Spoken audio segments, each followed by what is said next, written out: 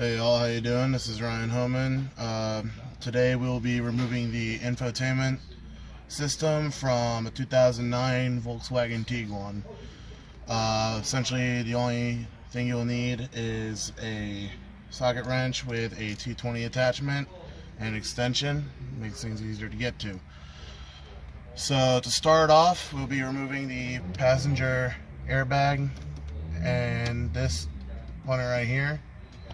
Once these are removed, as such, it will show these two screws here, as shown, which we will use our T20 to take out.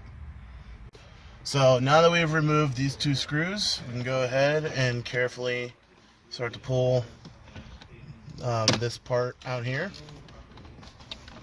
Nice and easy like.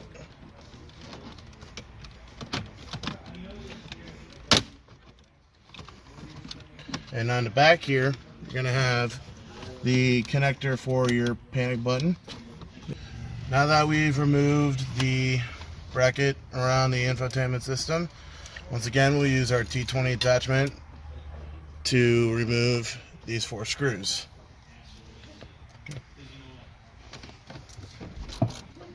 Alright, so now that these four screws are removed, as mentioned before, all we do now is slide cluster out, nice and easy like.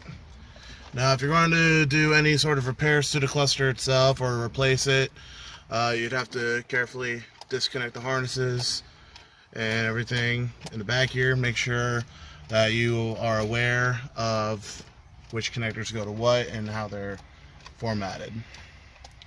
So what we'll be doing next is putting it back the way we found it, which is pretty much just the opposite of what we just did here. Now we slid it back in. You want to make sure that all four of your holes are lined up, so you can go ahead and start putting the screws back in. Alright, after we got these screws in, we're going to go ahead and put this part back on, and we're going to attach this connector back to the warning lights.